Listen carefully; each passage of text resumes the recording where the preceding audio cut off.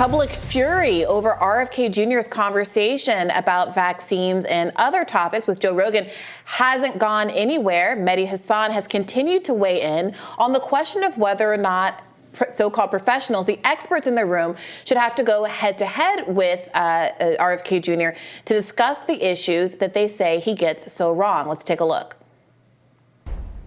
The latest fake controversy on the right is the refusal by one of America's top doctors, top vaccine experts, to debate one of America's top anti-vaxxers. Yes, podcaster Joe Rogan and Twitter owner Elon Musk are just some of the wealthy vaccine conspiracy enablers currently insisting that Dr. Peter Hotez debate anti-vaxxer Robert F. Kennedy Jr., who is, lest we forget, running for the Democratic presidential nomination. Why would anyone think that's a debate worth having? What next? Neil deGrasse Tyson debates Alex Jones on astrophysics. Noam Chomsky debates Lauren Boebert on Cartesian linguistics. So there are a couple of things I think immediately right off the bat are wrong with that particular analogy. For one, I don't think it has to be Dr. Hotez, but because this issue area is actually complex, as a journalist who's trying to understand it, I would be benefited by more medical experts, vaccine experts actually weighing in to help interpret some of these studies. The accusation is being leveled at RFK Jr. is that he's misinterpreting some studies and the like. And I would like someone who has more expertise than both I have and RFK Jr. have to weigh in. But the other issue is this idea that RFK Jr. is just some guy off the street with no knowledge at all. While I do think that credentialism and obviously going to school and having an education and a professional career in doing this work obviously informs your perspective in a way that I think is very useful. RFK Jr., like it or not, has also made this a personal cause of his. He's not some, dum-dum off the sidewalk. He is an attorney who spent his career 30 years litigating toxic tort-style cases, environmental harms. And he has said this before, and he is right. When you are litigating a environmental case like this, when you're litigating any case, you become an expert on the underlying science. You just do. It's told to us. I remember starting as a paralegal and being told there are 11 people who understand this financial instrument in the world, and you're going to be the 12th. That's what you have to take on when you do this kind of work. So the part of the issue with RFK Jr., when people are covering him, including journalists, is that because he does have such a head start and so much knowledge in this issue area, I think it kind of does take an actual expert to push back meaningfully. I've been reminded, this is from Twitter, that back when it was the Trump administration doing the vaccines, remember there was all those there was many Democrats, including I think Kamala Harris, who were like, I'm going to be very reluctant to take a Trump vaccine. Guess what? Peter Hotez was one of those people, telling Yahoo News, no vaccine has ever been approved on it. This is just from the article. No vaccine ever approved on an emergency use authorization basis, said Dr. Peter Hotez, a top vaccine expert, except once to overcome unusual technicalities on a military anthrax vaccine. Quote, we don't do EUAs for vaccines, Hotez said. It's a lesser review. It's a lower quality review. And when you're talking about vaccinating a large chunk of the American population, that's not acceptable. Really changed his tune. You know what's so funny about that is a line of argument that RFK Jr. brought up on Joe Rogan, in which he brings up from time to time, because their argument is that the reason that the media wouldn't acknowledge any therapeutic benefits to some of these, ivermectin or those kinds of things was because you can't get an EU grant, you can't get the emergency use granted if there is an alternative therapy that's demonstrated to work. So I'm not vouching for that theory. All I'm saying is that it sounds very close to the kinds of arguments that were being made when Trump was the one that was in the White House, and these people were distrustful of his administration and his capacity. So this is what the fundamental problem is. Mehdi Hasan, my former colleague, I have respect for Mehdi Hasan, and this isn't personal, but there is a willingness to say things that are also foundationally untrue from his perspective. Referring to someone as an anti-vaxxer when they themselves are vaccinated, their kids are vaccinated, they support vaccines, they're just bringing up specific criticisms about certain kinds of vaccines that have certain toxic elements in them that have been under scrutiny for years. That is problematic. If you want to say RFK Jr. is overstating what the medical science has proven in terms of a link between these vaccines and autism. Or if you want to say that he is ignoring the fact that the mercury that was a concern for people has now been taken out of vaccines, and therefore there's a fear-mongering that can lead folks not to get the vaccines they needed to prevent measles, mumps, and rubella outbreaks. That would be a fair critique.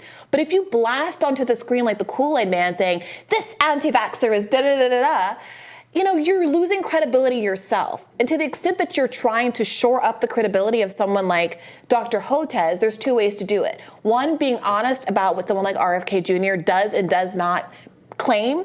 And two, having Dr. Hotez or someone with the authority to meaningfully push back where RFK Jr., I'm sure sometimes is wrong, actually get into the fray, whether that's a debate or like a written exchange of questions or something moderated by someone other than Joe Rogan. I don't have a dog in that fight, but it seems obviously beneficial for the public to be hearing from the so-called experts at least as much as they do from Joe Rogan, who has a show that gets more viewership than pretty much any other program in America. So unlike you, I don't have any respect whatsoever for Mehdi Hasan. I am not a fan in the least. And in fact, I'm actually not surprised by his sort of like opposition to debates in general, because I think he's a very disingenuous debater. When he structures debates or disagreements, he uses the power of his position as a host to browbeat whoever the guest is. He did that to Matt Taibbi in a very, I think, cruel and unfair way, greatly overstating the ramifications of the acronym error that had emerged in the Twitter files. True. But I also think that he had a good point about he specifically asked Matt Taibbi to come on to talk about the accusations that he was ignoring the Modi censorship, and Matt Taibbi was unprepared to answer that question. So I think both of those things are true, that Mehdi was unfair, but that Matt Taibbi also wasn't prepared to ask the question that was fair. So I think if Dr. Hotez is not the right person, and look, he's getting a lot of, he's now speaking out about the harassment and attacks he's getting. Nobody should issue death threats to everyone. I was uncomfortable with people like confronting him on his home. That's not something I condone in like any circumstances.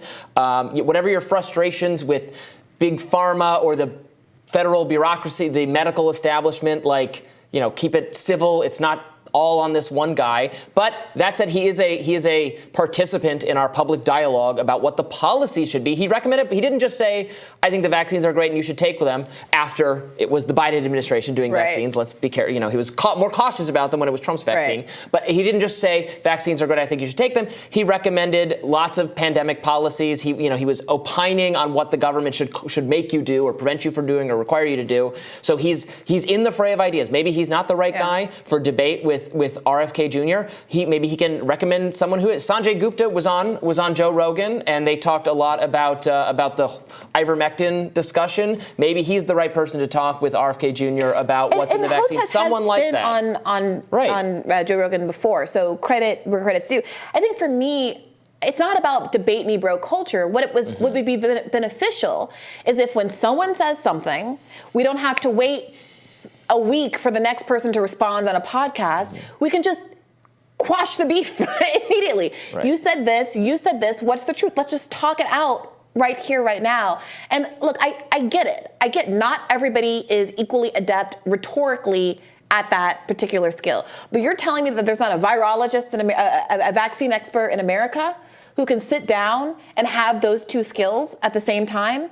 It's really incumbent on all of us, the way that RFK Jr. felt it was incumbent on him to develop expertise in the issue area because he wasn't getting the answers that he felt like the kind of investigation that he wanted to be investigating. Broadly speaking, his claim is that there are a lot of environmental factors, a lot of toxins in our environment.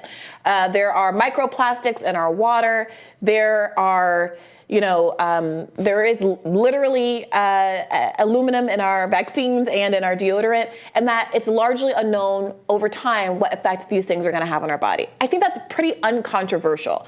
The thing that the experts, the scientists need to be doubling down on is the cost benefit of not doing something like getting your childhood vaccine schedule, because there are real costs to not doing so, even if there are potentially costs to the vaccine. Right. That's their comfort zone and where they should lie. But pretending like it's magic hooey to be concerned about the fact that we ingest xenoestrogens and all of this other stuff in our environment, it makes them lose credibility. Yeah, and their position is that this is just not something that can be debated or subject for conversation. Like, what are the narrowing range of topics you're allowed to debate from the mainstream media Democratic consensus is just an issue of concern. They're saying, this is misinformation. There can't be a debate about this because the other side is just wrong. It's decided.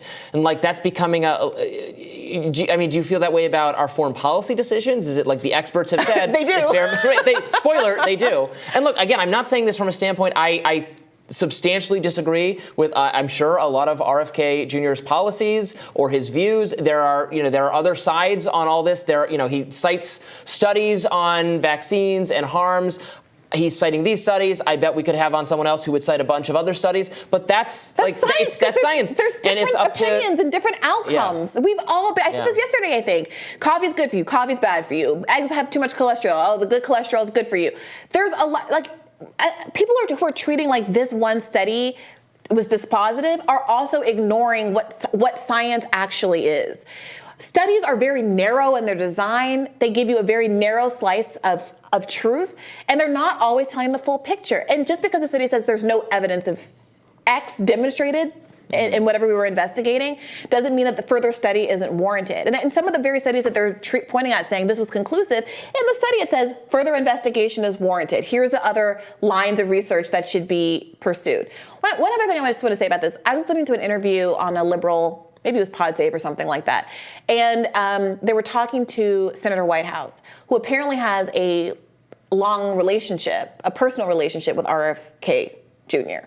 Understandably, New England, wealthy families, they're all, whatever. And he was asked about if he still has a personal relationship and what he thinks of him running for president. Senator Whitehouse says, I support Joe Biden, and I strongly disagree with all of this anti-vax hooey, and characterized his former friend as a flat anti-vaxxer, which I disagree. I don't agree with his statements about vaccine and autism and there having been a proven connection, but I don't think that he is anti-vax. I think that's an inaccurate statement as well. And so if even your friends who you have a close personal family relationship with are willing to mischaracterize you in that sort of way, I do think that is precisely why there is so much ambiguity about what it really means to be a misinformation vendor. Both sides are now looking at the other completely with no trust at all, because there is a complete and total unwillingness to acknowledge that there's even a kernel of reasonableness with what the other side is saying. All right, we'll have more Rising right after this. Stay tuned.